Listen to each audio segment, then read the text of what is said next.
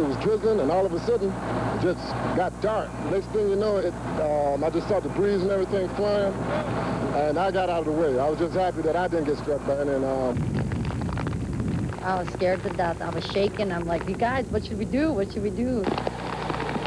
I never seen nothing like this, and I've been here 40 years. Never seen nothing like this in Detroit. Never. Tornadoes, a deadly matter. With your Weather Watch 14, Chuck Gatica, Mal Siller, Paul Long, and Paul Gross. And now, here's Chuck Gatica. Good evening. Welcome to Tornadoes, a Deadly Matter. Due in large part to your response to our show last year, we're back to do it again. As we saw just a few moments ago, and as we all witnessed about a month ago, severe thunderstorms and tornadoes do happen around here.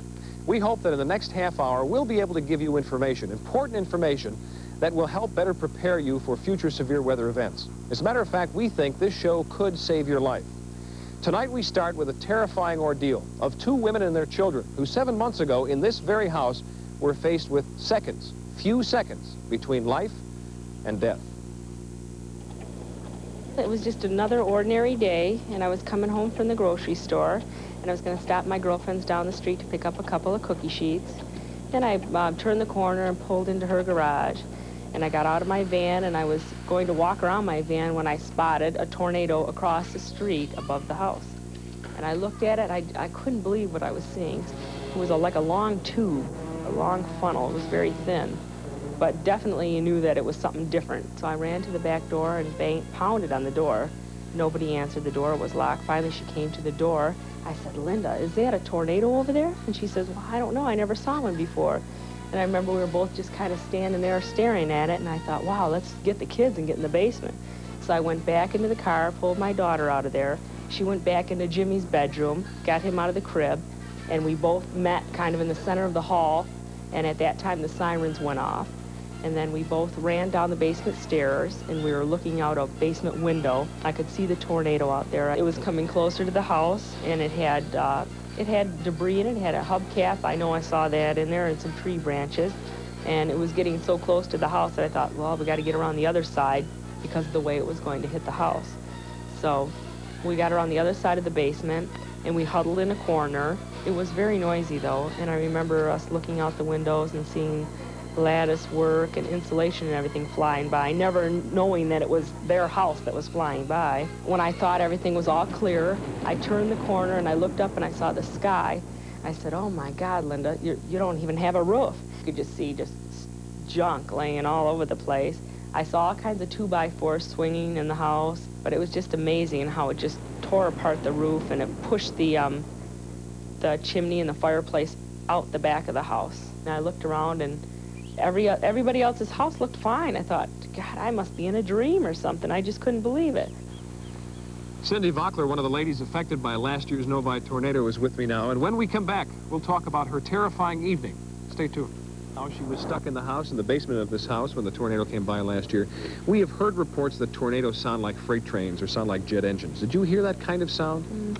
Not actually. A lot of people did ask me, hey, did you hear a train? Did it sound just like a train? I said, well, no, not really. It was very loud, but not exactly like a train, no. Now, when you were in the basement and you heard all of the racket upstairs, could you have imagined that the house would have been demolished like it was? No, we were down the basement probably about 30 seconds or so when the tornado did come. We heard a lot of noises, but we didn't think that the house was demolished upstairs. We just thought maybe a few windows were broken. So here we are, two fools out in the rain tonight. This must remind you of last year during the tornado. When you hear of warnings and watches, what kind of information would you want to pass on to people that are watching tonight about severe weather events? Well, I know one thing that I learned now is that a tornado does have to start somewhere, and a siren won't necessarily go off until they know for sure. That so there is one, yeah. If you do feel threatened, I know go straight to the basement or any safe part of your home. The lowest, centermost part right. of the house. Mm-hmm. Yeah. Well, thank you very much, Cindy, for sharing your story with us. You know, as bad as this Novi tornado was, relatively speaking, it was not a real big one. It was not necessarily a real bad one. What about those huge tornadoes that we hear about, the kind that we hear about from Oklahoma and Texas? Is it possible that that kind of tornado could occur in Michigan? Mal Sillers is about to show us that indeed it is possible. As a matter of fact, one of the worst tornadoes ever recorded in American history occurred right here in Michigan.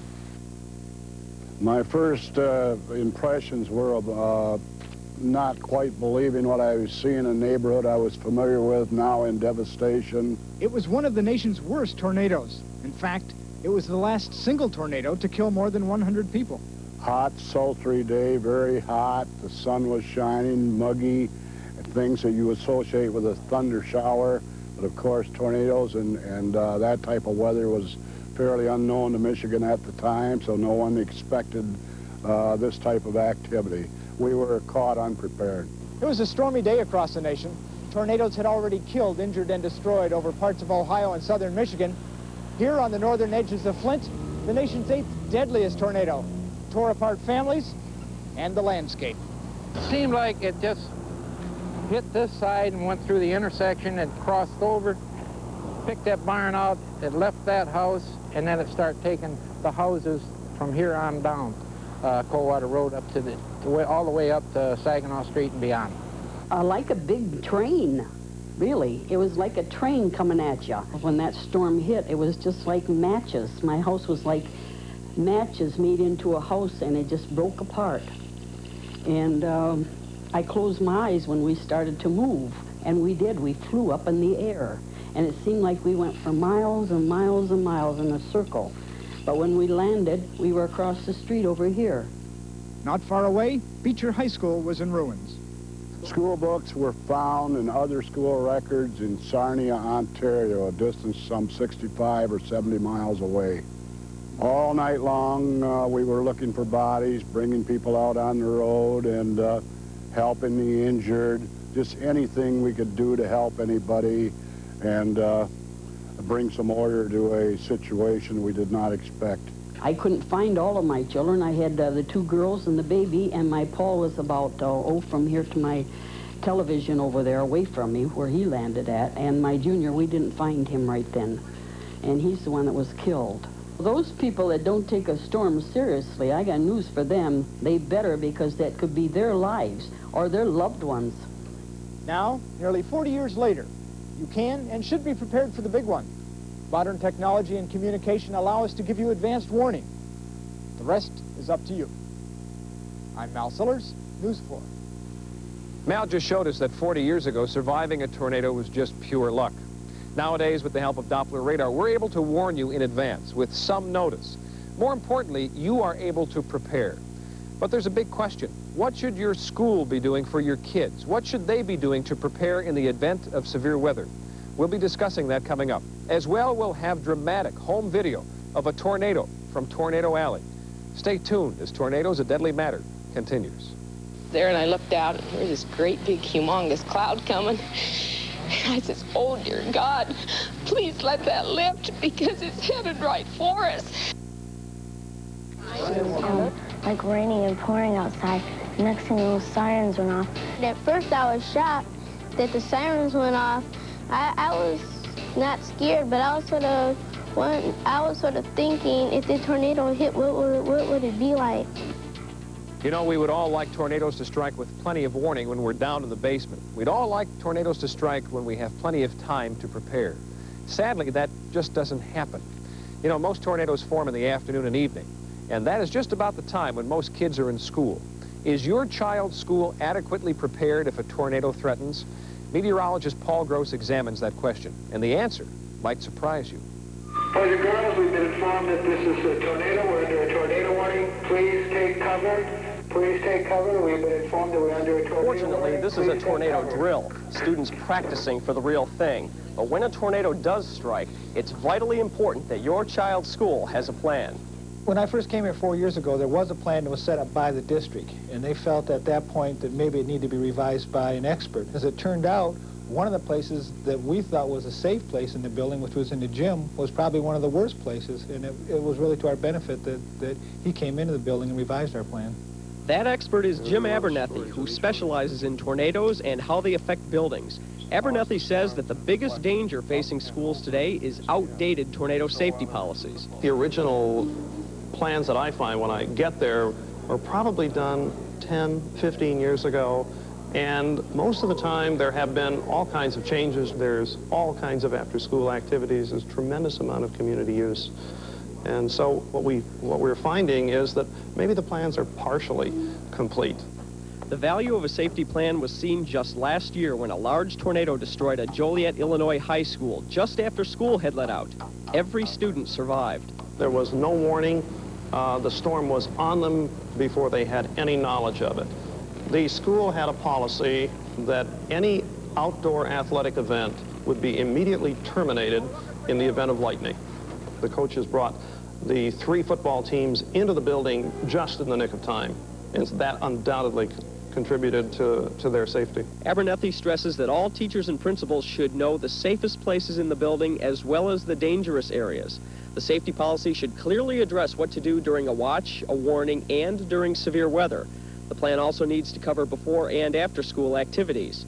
Easy-to-read instructions need to be posted throughout the building, and the plan should establish spotters to monitor severe weather. A system to relay spotter messages should also be developed. Meteorologist Paul Gross joins me now, and you went to that one school that you talked about. If a parent, if a teacher is concerned if their school has an adequate safety plan for tornadoes, what should they do?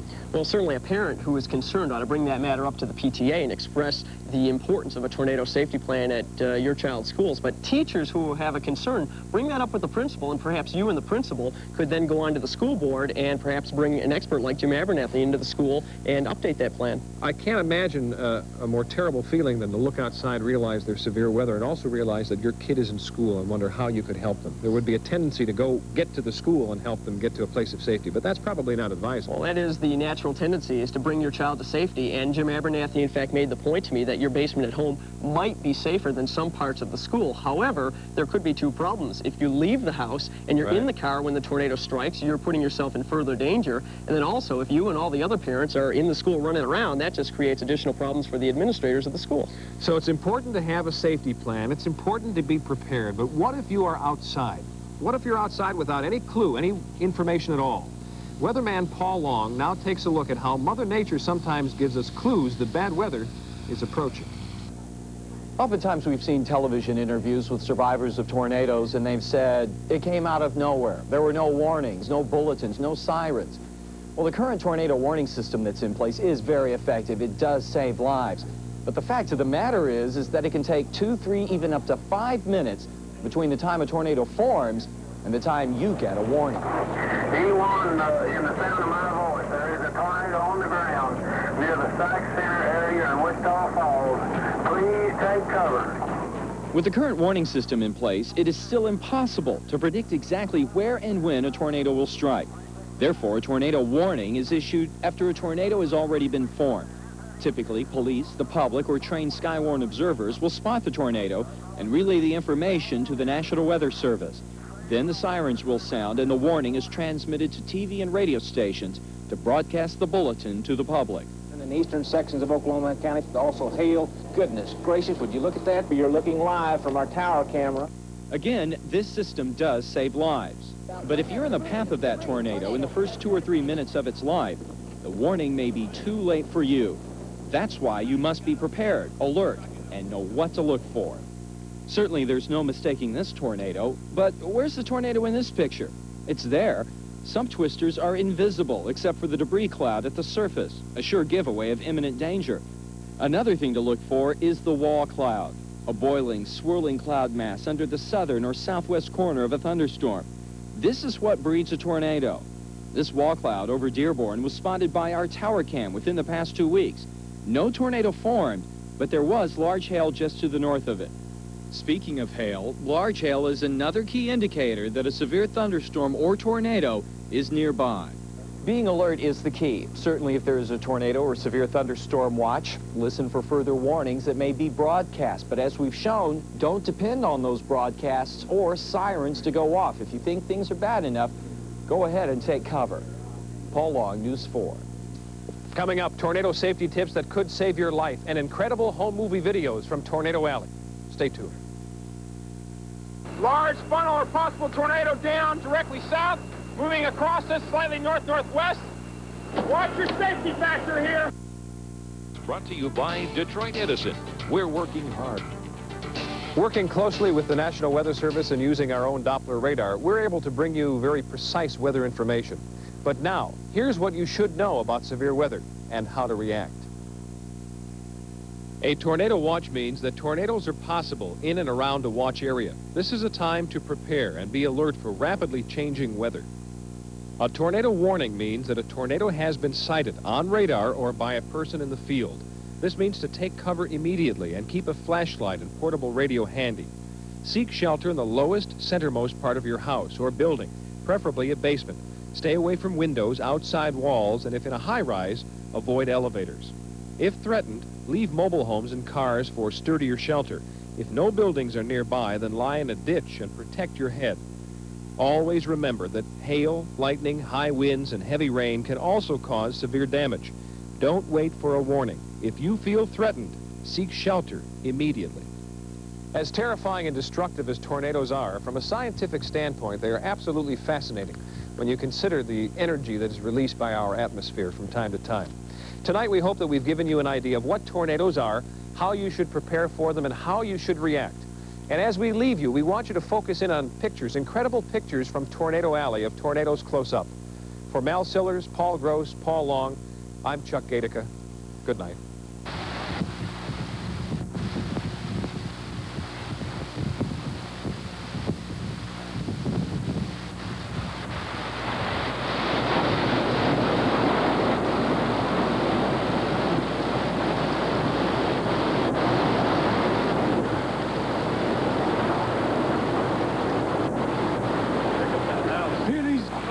She's in her basement. Oh my God.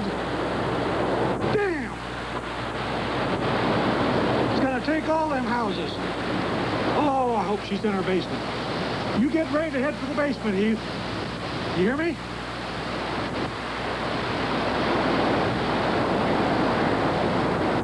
It's gonna miss her house. It's going north. Oh my God. Boy! You guys get in the basement. What? Get in the basement! I'm right at the west edge, city limits of Hutchinson. The storm is directly north of us. I'm at the fire station out here, and I'm getting ready to turn and go north. And I'm heading north now on Wilshire Drive. The storm is just barely west of Wilshire Drive, on the ground right now, and it is probably a mile or two north of us as we're speaking right now. So people in the Sandhills area, people north of Hutchinson, stay in your basements. Stay put. Be careful. Say a prayer.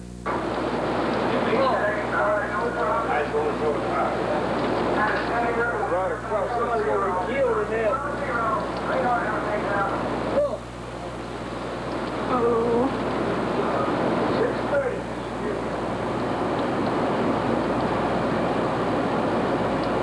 Condensating rapidly to the ground now, almost 60% down. Going to the ground now, the rope stage to the ground. Almost down, almost. It's 912 Norman, we have contact with the ground. Yep, Rope stage it's down all the way. On the ground, we have debris on the ground, dust cloud on the ground. Be careful, 912, Norman clear, 1807. It looks to be about 3 or 4 miles west. Oh, it's picking up dust incredibly. We gotta get out of here, we're moving back.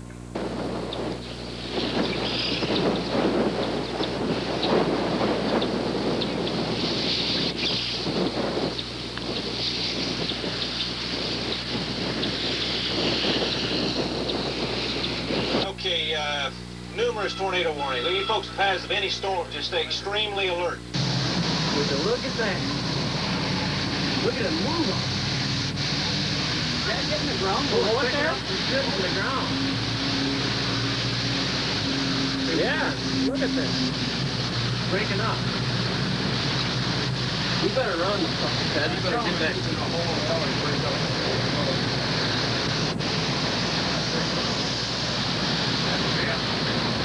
I don't like that. This is spectacular. This is spectacular. We have debris thousands of feet in the air. There are flash fires on all the high-tension wires. We're about 3/4 of a mile from the actual touchdown at this time. This is really spectacular.